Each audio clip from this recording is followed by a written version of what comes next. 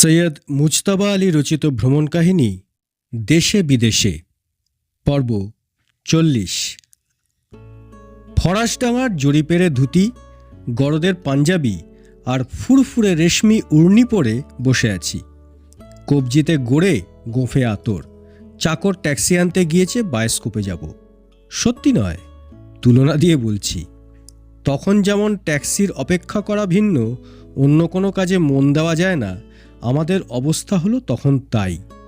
তফাৎ শুধু এই, স্যার ফ্রান্সিসের হাতে হাওয়াই ট্যাক্সি রয়েছে, কিন্তু সাঁঝের বেলা শিখ ড্রাইভার যেরকম মদমত্ত হয়ে চক্ষু দুইটা রাঙা কইরা একটা সিক্কইর দিয়া বলে নেই যায়েঙ্গে, সাহেব তেমনি স্বাধিকার প্রমত্ত হয়ে বলছেন চলে যাকগে। কি বলছেন? অপেক্ষা করে করে 1 মাস কাটিয়ে দিয়েছি। চা ফুরিয়ে গিয়েছে, ক্ষুধা মারবার আর কোনো দাওয়াই নেই। এখন শুধু রুটি আর নুন, নুন আর রুটি। রুটিতে প্রচুর পরিমাণে নুন দিলে শুধু রুটিতেই চলে, কিন্তু ভোজনের পদ বাড়াবার জন্য আব্দুর রহমান রুটি আর নুন আলাদা আলাদা করে পরিবেশন করত। সপ্তাহ 3 হলো বেনোয়া সাহেব এরোপ্লেন করে হিন্দুস্থানে চলে গিয়েছেন। পূর্বেই বলেছি, তিনি শান্তিনিকেতনে থেকে থেকে বাঙালি হয়ে গিয়েছিলেন। কিন্তু তা হলে কি হয়? পাসপোর্টখানা তো ফরাসি দেশে এবং তার রংটা তো সাদা, তাই ভারতীয় বিমানে তিনি জায়গা পেলেন বিনা মেহনতে। আমাদের তাতে বিন্দুমাত্র দুঃখ নেই, কিন্তু সব ফরাসির জন্য তো আর এরকম দরাজদিল হতে পারবো না। যাবার আগের দিন বেনোয়া বাড়িতে এসে মৌলানা আর আমাকে গোপন 1 টিন ফরাসি তরকারি দিয়ে যান, সার্ডিন টিনের সাইজ। বহুকাল ধরে রুটি ভিন্ন অন্য কোনো বস্তু পেটে পড়েনি। মৌলানাতে আর আমাতে সেই তরকারি গোগ্রাসে গোস্ত গেলার পদ্ধতিতে খেয়ে পেটের অসুখে সপ্তাহখানেক ভুগলুম। আমাদের ভুগন্তি অনেকটা গরিব চাষির ম্যালেরিয়ায় ভোগার মতো হলো। চাষি যেরকম ভোগার সময় বিলক্ষণ বুঝতে পারে কুইনিন ফুইনিন কোনো কিছুরই প্রয়োজন নেই, 7 দিন পেট ভরে খেতে পেলে দুনিয়ার কুল্লে জ্বর ঝেড়ে ফেলে উঠতে পারবে, আমরাও ঠিক তেমনি জানতুম 3 দিন পেট ভরে খেতে পেলে আমাদেরও পেটের অসুখ আমানুল্লাহ সৈন্যবাহিনীর মতো কর্পূর হয়ে উবে যাবে। সেই অনাহার আর অসুখের দরুন মৌলানা আর আমার মেজাজ তখন এমনি তিরিক্ষে হয়ে গিয়েছে যে বেড়ালটা কার্পেটের ওপর দিয়ে হেঁটে গেলে তার শব্দেও লাফ দিয়ে উঠি। অথচ স্নায়ু জিনিসটা এমনি অদ্ভুত যে বন্দুকগুলির শব্দে আমাদের নিদ্রাভঙ্গ হয় না। কথায় কথায় দুজনাতে তর্ক লাগে। মৌলানার দিকে তাকালেই আমার মনে হয় ওরকম জঙ্গলি দাড়ি মানুষ রাখে কেন। মৌলানা আমার চেহারা সম্বন্ধে কি ভাবতেন জানি নে, তবে প্রকাশ করলে খুব সম্ভব খুনোখুনি হয়ে যেত। মৌলানা পাঞ্জাবি, কিন্তু আমিও তো বাঙাল। মৌলানা লোকটা ভারী কুতর্ক করে। আমি যা বললুম সে কথা তাবৎ দুনিয়া সৃষ্টির আদিমকাল থেকে স্বীকার করে আসছে। আমি বললুম সরু চালের ভাত আর ইলিশ মাছ ভাজার চেয়ে উপাদেয় খাদ্য আর কিছুই হতে পারে না। মূর্খ বলে কি না বিরিয়ানি কুরমা তার চেয়ে অনেক ভালো। পাঞ্জাবিদের সংকীর্ণ মনা প্রাদেশিকতার আর কি উদাহরণ দিই বলুন? শান্তিনিকেতনের থেকেও লোকটা মানুষ হলো না। যে নরাধম ইলিশ মাছের অপমান করে তার মুখদর্শন করা মহাপাপ। অথচ দেখুন বাঙালির চরিত্র কি উদার, কি মহান। আমি মৌলানার সঙ্গে মাত্র 3 দিন কথা বন্ধ রেখেছিলাম। আর শীতটা যা পড়েছিল! বায়োস্কোপে জব্বর গরমের 6000 ফুটি বর্ণনা দেখা যায়, কিন্তু মারাত্মক শীতের বয়ান তার তুলনায় বহুত কম। কারণ বায়োস্কোপ বানানো হয় প্রধানত সাহেব সুবোদের জন্য, আর তেনারা শীতের তকলিফ বাবদে ওয়াকিফাহাল। কাজেই সে জিনিস তাদের দেখিয়ে বক্স অফিস ভরবে কেন? আর যদি বা দেখানো হয় তবে শীতের সঙ্গে হামেশাই ঝড় বা ব্লিজার্ড জুড়ে দেওয়া যায়।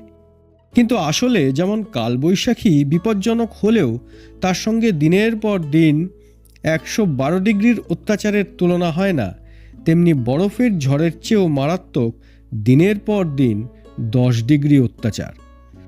জামা ধুয়ে রোদ্দুরে শুকোতে দিলেন। জামার জল জমে বরফ হলো। রোদ্দুরে সে জল শুকোনো দূরের কথা, বরফ পর্যন্ত গলল না। রোদ থাকলেই টেম্পারেচার ফ্রিজিংয়ের ওপর ওঠে না। জামাটা জমে তখন এমনি শক্ত হয়ে গিয়েছে যে এক কোণে ধরে রাখলে সমস্ত জামাটা খাড়া হয়ে থাকে। ঘরের ভিতরে এনে আগুনের কাছে ধরলে পর জামা চুপসে গিয়ে জবুথবু হয়। বলবেন বানিয়ে বলছি, কিন্তু দেশ ভ্রমণের হলপ, দোতলা থেকে থুতু ফেললে সেই থুতু মাটিতে পৌঁছবার পূর্বেই জমে গিয়ে পেঁজা বরফের মতো হয়ে যায়।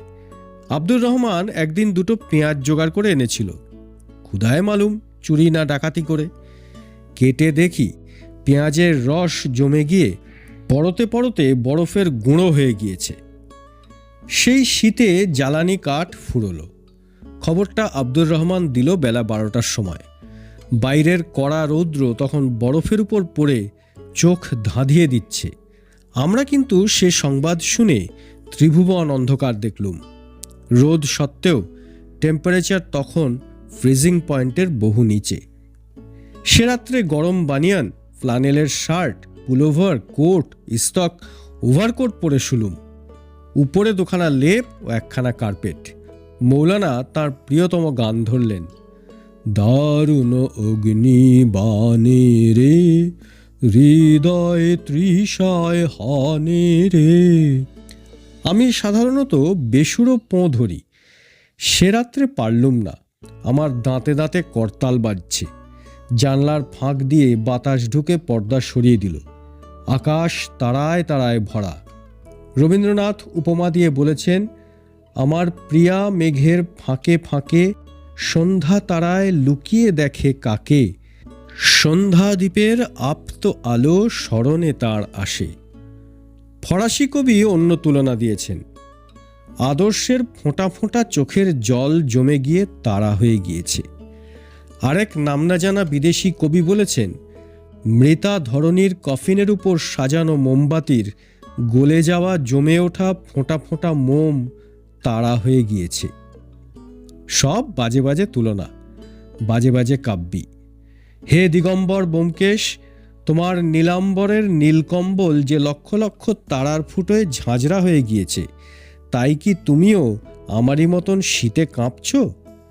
কাবুলে যে শ্মশান জ্বালিয়েছ, তার আগুন পোয়াতে পারো না? 3 দিন 3 রাত্রির লেপের তলা থেকে পারতপক্ষে বেরোয়নি।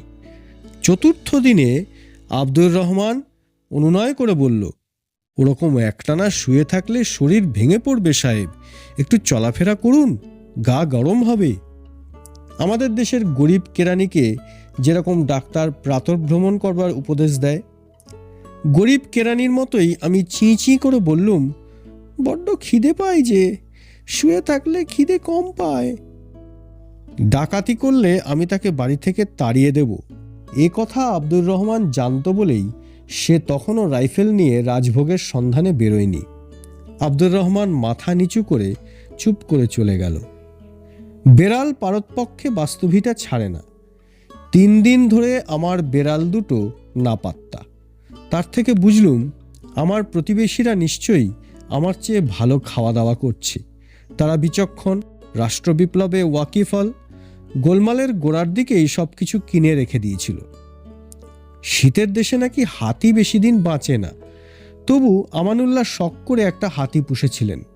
কাবুলে কলাগাছ, আনারস গাছ, বনবাদার নেই বলে সে কালো হাতিকে পুষতে প্রায় সাদা হাতির খরচাই লাগত। কাবুলে তখন কাঠের অভাব, তাই হাতি ঘরে আর আগুন জ্বালানো হতো না। বাচ্চার ডাকাত ভাই বেরাদারের শখ চেপেছে হাতি চাপার। সেই দুর্দান্ত শীতে তারা হাতিকে বের করে চড়েছে নগর প্রদক্ষিণ করার জন্য। তাকিয়ে দেখি হাতির চোখের কোণ থেকে লম্বা লম্বা আইসিকল বা বরফের ছুঁচ ঝুলছে, হাতির চোখের আর্দ্রতা জমে গিয়ে। আমি জানতুম হাতিটা ত্রিপুরা থেকে কেনা হয়েছিল। ত্রিপুরার সঙ্গে সিলেটের বিয়ে শাদী লেনদেন বহুকালের। সিলেটের জমিদার খুন করে ফেরারি হলে চিরকালই ত্রিপুরার পাহাড়ে টিপরাদের মধ্যে আশ্রয় নিয়েছে। হাতিটার কষ্ট আমার বুকে বাজল। তখন মনে পড়ল রেমার্কের চাষা বন্দুকগুলি অগ্রাহ্য করে ট্রেঞ্চের ভেতর থেকে উঠে দাঁড়িয়েছিল, জখমি ঘোড়াকে গুলি করে মেরে তাকে তার যন্ত্রণা থেকে নিষ্কৃতি দেবার জন্য। কুকুরের চোখে মুখে বেদনা সহজেই ধরা পড়ে। হাতিকে কাতর হতে কেউ কখনো দেখেনি। তাই তার বেদনাবোধ যখন প্রকাশ পায় তখন সে দৃশ্য বড় নিদারুণ।